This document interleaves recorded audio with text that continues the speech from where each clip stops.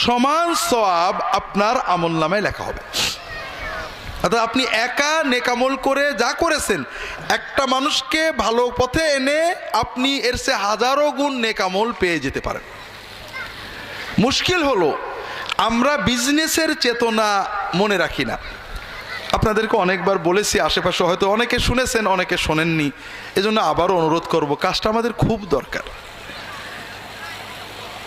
আমাদের সমাজে যারা ইন্স্যুরেন্স কোম্পানির প্রতিনিধি আছেন, তারা আমাদের কাছে এসে যখন তার কোম্পানির কথা বলেন, তখন অনেক সময় আমরা রাগ করি, আরে তো ও সব চিটার, এরকম আছে না নেই? আপনি যখন তাকে চিটার বলেন, রাগ করেন, সে কি রাগ করে ভাই? রাগ করে কেন? ওর গায়ে রক্ত মাংস নেই, রাগ নেই? ও কি বোর সাথে রাগ করে না? করে না। কিন্তু আপনার কথায় রাগলো না কেন? কারণ ওর মনে বিজনেসের চিন্তা আছে। ও জানে এখানে রাগলে আমার বিজনেস চলবে না। কাজেই রাগ দমন করে কোনো রকমে ঘুরিয়ে ফিরিয়ে আপনাকে মসজিদ পর্যন্ত নিতে, ওকে আপনাকে কোম্পানি পর্যন্ত নিতে পারলে ও কমিশনগুলো পাবে। এই তো আপনি যদি আল্লাহর সাথে এই রকম বিজনেসের চিন্তা করেন, যে যতই রাগ করুক, ভাই যতই তুমি রাগ করো শুনবো না, তোমাকে মসজিদ পর্যন্ত নিয়ে আমি আল্লাহর সাথে বিজনেস আমি করবোই, ভাই তুই একটু চল, আমি একটু বাঁচি, ও ঠিকই যাবে। সেই জন্য আমার অনুরোধ হলো, ভাইরা আল্লাহর হস্তে আমাদের সমাজের মানুষদেরকে আমরা ঘৃণা করব না। আমরা মানুষদের ঘৃণা করি, কাপড় দেখে ঘৃণা করি, যুবকেরা কানে দুল পরেছে ঘৃণা করি, নামাজ পড়নায় ঘৃণা করি, কিন্তু ওর ভিতরে ঈমান আছে, ও পরিবেশ পায়নি। ওর ভিতরে যে ভালোটা রয়েছে, সেই ভালোর চারাটাকে গজাতে দেয়নি খারাপ এসে, কিন্তু বীজ রয়ে গেছে। আপনি তাকে আদর করে বীজটাকে পানি দেন, পা দিয়ে ডলে দেবেন না, রাগ করে পানি ঢেলে ওকে ওর ভিতরের ভালোটাকে আস্তে আস্তে গাছে পরিণত করুন, হবে। আল্লাহর সাথে বিজনেস করুন। প্রত্যেকেই, নারী পুরুষ, আপনার আশেপাশের মানুষদেরকে আল্লাহর পথে ডাকুন। আমরা ডাকি, প্রত্যেকে নিজের দল মতের পথে ডাকি, এটা চলবে। আমার একটা মাদ্রাসা আছে, আপনাদেরকে বলবো ভাইরা আপনাদের ছেলে মেয়ে আমার মাদ্রাসায় পড়ান, এটাতে দোষ নেই, কিন্তু এটাই যেন আমার একমাত্র দাওয়াত না হয়। আমার দাওয়াত কি হবে? যে ভাই আপনাদের ছেলে মেয়েদের কোরআন পড়ান, যে মাদ্রাসায় পারেন ভর্তি করেন, আমারও একটা মাদ্রাসা আছে, দেখতে পারেন। কথা বুঝতে পারেন? তা আমাদের দাওয়াত হবে, ভাই নামাজটা পড়ো, হালাল খাও, পরিবারের শান্তির সাথে জীবনযাপন করো, এরপরে তুমি যেখানে যাওয়া যাও। কথাটা কি বুঝতে পেরেছেন? আল্লাহ তাআলা আমাদের সবাইকে তৌফিক দান করুন, আমিন। এই চারটে কাজ আমাদের জন্য সহজ, খুবই সহজ, কিন্তু আমাদের জীবনে অনেক কল্যাণ বয়ে আনবে। আল্লাহ আমাদের সেই তৌফিক দান করুন, আমিন। তো ভাইয়েরা, আমি যখন আসি এখানে, তখন আমার মোহতারাম ভাই প্রফেসর ডক্টর মাহবুব আমার বিরুদ্ধে কথা বলছিলেন, দেখলাম পীরের ছেলে পীর হবে কে, মানে আমি পীরের জামাই পীর, এই জন্যই আমাকে কই ভাই কই। তা আমি এ কথার প্রতিবাদ করে, পীরের ছেলে জামাই পীর হলে সমস্যা কি, এটা আমরা একটু বোঝার চেষ্টা করি। আমরা বাংলাদেশের মুসলমান সোনার উপরে নির্ভর করি, পড়তে চাই না, ঠিক না? এই শোনার কারণেই আমরা যা শুনি তাই বিশ্বাস করি। তবে সবচেয়ে মজার ব্যাপার হলো, ডাক্তারের ছেলে ডাক্তার হয়, হয় না? লেখাপড়া ছাড়া হয় না পড়া সহ হয়? ডাক্তারের ছেলে ডাক্তারি ডিগ্রি পায়নি, আপনারা কি ডাক্তার কাছে যাবেন? আহা ডাক্তারের বিরাট ছেলে, ও বোধহয় ডাক্তারি বিদ্যে বাড়িতে বসে বসে শিখেই দিয়ে গেছে, আছে নাকি? খুব হাত যশ ছিল, প্রতিটি কাজে উকিল, খুব নাম করা উকিল, ছেলে পাশ করতে পারেনি, এখন ওকালতি খুলে বোঝা, আপনি যাবেন? যাবেন না। তো প্রতিটি কাজেই যোগ্যতা লাগে, আর যোগ্যতা যাচাই করার জন্য মুমেন যেন যোগ্যতা যাচাই করে অলস না হয়, নিজের ঈমান সম্পর্কে সচেতন হয়। এই জন্য আল্লাহ তাআলা আমাদেরকে সবচেয়ে প্রথম যে হুকুমটা দিয়েছেন, কোরআনের প্রথম কথা বলেছেন, কি কথা? কোরআনের প্রথম নির্দেশটা কি জানেন তো? ইকরা মানে শোনো। ইকরা মানে কি? শোনো। শোনো না কি? আমরা কি পড়ে মুসলমান না শুনে মুসলমান? আল্লাহ বললেন পড়ো, আর আমরা বললাম শোনো, তো হলো না তো। আচ্ছা, আমরা যখন কবরে যাব, ফেরেশতারা আমাদের 3টে প্রশ্ন করবে, ঠিক না? মান রব্বুকা, ওমা দিনুকা, ওমান নবিয়ুক। তোমার রবকে, তোমার ধর্ম দিন কি, তোমার নবীকে। এই প্রশ্নে কেউ ফেল করবে, কেউ পাস করবে। যারা ফেল করবে তারা কি বলবে?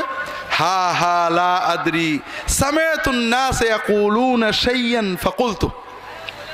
হাই হাই, আমি তো জানি না, মানুষদেরকে কিছু একটা বলতে শুনেছিলাম, তাই বলতাম। এই লোক শোনাউল্লাহ না পড়াউল্লাহ? তবে দেখা যাচ্ছে শোনাউল্লাহরা ফেল করবে। যারা পাশ করবে তাদেরকে ফেরেশতারা 4 নম্বর প্রশ্ন করবে। কবরে কিন্তু প্রশ্ন শুধু 3টে না, 3টের পরে আরেকটা আছে। যারা পাশ করবে তাদের 4টে, আর যারা ফেল করবে 3টেতেই ফেল।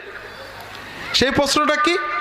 যখন 3টে প্রশ্নের উত্তর ঠিক ঠিক দেওয়া হয়ে যাবে, ফেরেশতারা বলবে বিমা দারাইত মা ইউদরিক, তুমি এই 3টে প্রশ্নের উত্তর কিভাবে জানলে? তখন এই পাশ করা মুমিন উত্তরে বলবেন ক্বরাআতু কিতাবাল্লাহ ওয়া সাদ্দাকতু আয়াতিহি ওয়া ফি বা'দির রিওয়ায়াত ওয়া সাদ্দাকতু রাসূলুল্লাহ। আমি আল্লাহর কিতাব পড়েছিলাম এবং কিতাবের ভিতরে আল্লাহ তাআলার আয়াতে যে যে কথা বলা আছে এগুলো সত্য বলে মেনে নিয়েছিলাম, সত্য বলে বিশ্বাস করে নিয়েছিলাম।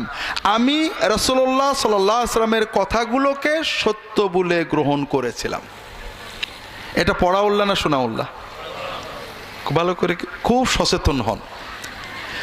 শোনাউল্লাহ পাশ করবে কিনা এতে প্রচুর সন্দেহ রয়ে গেছে, কিন্তু পড়াউল্লাহর পাশ নিশ্চিত। এখন আপনার স্বার্থ আর আমার স্বার্থটা বোঝেন। আপনি কোরআন কারিম তরজমা তফসির সহ নিজে কিনে নেবেন, ভালো বুজুর্গ আলেমদের তফসির কিনে নেবেন, তফসির হাক্কানি কিনে নেবেন, তফসিরের মারিফুল কোরআন কিনে নেবেন, তাওজিহুল কোরআন কিনে নেবেন, তফসির আশরাফি কিনে নেবেন, ঘরে বসে পড়বেন। অবসর সময় মতো কোরআন পড়বেন, বোঝার চেষ্টা করবেন। হাদিস কিনে নেবেন, বুখারী, মুসলিম, মিশকাত, রিয়াদুস সালেহিন, ঘরে বসে পড়বেন। এটা আপনার জন্য সহজ না? যে কোনো কিছু হলেই আব্দুল্লাহ জাহাঙ্গীর কাছে চলে আসবেন, এটা আপনার জন্য সহজ? ঘরে বসে পড়া সহজ না। আপনার স্বার্থ কোনটাতে? পড়াতে। এই জন্য আল্লাহ এবং তার রাসূল যেটা হুকুম দিয়েছেন আমাদের স্বার্থ রক্ষা হয়, মানে প্রতিটি মুমিনের। আর আমরা আপনাদেরকে বলবো না কোরআন পড়ো না, আর পড়লেও বুঝো না, বোঝা যাবে না। কারণ কোরআনের তাফসীর পড়ার জন্য কত রকম ইলম লাগে ভাই? হ্যাঁ জি, কত রকম শোনেন। আপনারা যখন সমাজে আল্লাহর ভালো বান্দাদের কাছেই শুনবেন তাফসীর পড়তে গেলে বলবে তাফসীর পড়ো না, তাফসীর পড়তে 17 রকম ইলম লাগে।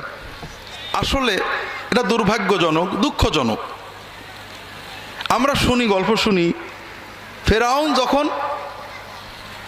নিজেকে রব বলে দাবি করার চিন্তা করলো, তার মন্ত্রী হামান নাকি বলছিল যে আপনি দেশের স্কুল কলেজ মাদ্রাসা বন্ধ করে দেন, কারণ লেখাপড়া জানলে কেউ আপনাকে রব মানবে না। তা আমরা একটা ওরকম বানাতে চাচ্ছি মানুষদেরকে। তাফসীর পড়ার জন্য কোনো ইলম লাগে না, তাফসীর লেখার জন্য ইলম লাগে। কথা কি বুঝতে পেরেছেন? তাহলে পরে তো মসলার বই পড়তেও ইলম লাগলো, কারণ মুফতি হওয়ার জন্য যত ইলম দরকার ফতোয়ার বই পড়ার জন্য তত ইলম লাগবে না। বড় বড় নেককার আল্লাহওয়ালা মানুষের, আশরাফ আলী থানভী, মুফতি শফি, তাকি উসমানী, শাহ উলিউল্লাহ মুহাদ্দিস দেহলভী, আব্দুল আজিজ মুহাদ্দিস দেহলভী, এরা সবাই কোরআনের তাফসীর তরজমা মাতৃভাষায়, ফার্সি ভাষায়, উর্দু ভাষায়, বাংলা ভাষায়, হিন্দি ভাষায় লিখে গিয়েছেন। এটাকে আলেমদের পড়ার জন্য না নন আলেম সাধারণদের পড়ার জন্য? আলেমদের। হ্যাঁ, আলেমরা তো আরবি পড়বে, আর যে আরবি জানে না তো জাহেল। যে আলেমের মাথায় পাগড়ি, পকেটে দাওরা হাদিস, টাইটেল পাস, আরবি বোঝেন না, ও তো জাহেলের চেয়েও খারাপ। কাজেই আলেমরা তো আরবি পড়বে, ইবনে কাসির পড়বে, তাবারি পড়বে, জালালাইন পড়বে, কাশাফ পড়বে। আলেমদের জন্য কোনো আলেম উর্দু, ফার্সি, বাংলায় তফসির লিখে যাননি। উর্দু, ফার্সি, বাংলায় বড় বড় আলেম, বুজুর্গ, পীর, মাশায়েখ তফসির তরজমা লিখে গিয়েছেন। কাদের জন্য? সাধারণ জনগণের জন্য। তবে দুঃখ হলো যে তাদের ভক্তির নাম করি আমরা, কিন্তু তফসির তরজমা কোরআন পড়তে দিতে চাই না। আবার ভয় দেখা এগুলো পড়লে গোমরা হয়ে যাবে। আব্দুল্লাহ জাহাঙ্গীরের বই পড়ো, হেদায়েত পাবা, আর আল্লাহর বই পড়ো, গোমরা হয়ে যাবা। এর চেয়ে গোমরাহি আছে নাকি কিছু? কাজেই সবসময় মনে রাখতে হবে যে আল্লাহর কিতাব আমাদের পড়তে হবে, বুঝতে হবে। রাসূলুল্লাহ সাল্লাল্লাহু আলাইহি ওয়াসাল্লামের হাদিস আমাদের নিজেদের পড়তে হবে, বুঝতে হবে। এটা কোনো কঠিন কাজ না।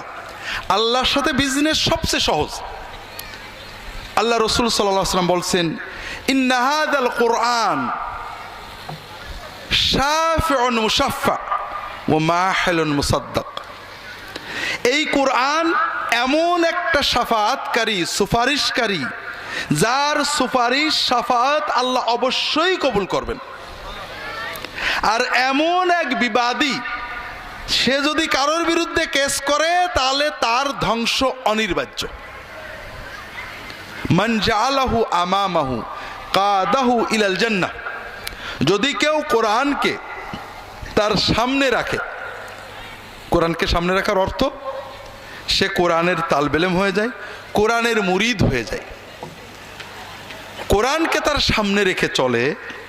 আল্লাহ রাসূল সাল্লাল্লাহু আলাইহি ওয়াসাল্লাম বলছেন, যদি কেউ কোরআনকে সামনে রাখে, কোরআনকে ইমাম বানায়, কোরআনকে শায়েখ বানায়, কোরআনকে মুর্শিদ বানায়, কোরআনকে পীর বানায়, কোরআনের তালবেলেম হয়, কোরআনের মুরিদ হয়, আল্লাহ তাআলা আল্লাহর এই কোরআন তাকে আল্লাহর জান্নাতে নিয়ে যাবেই।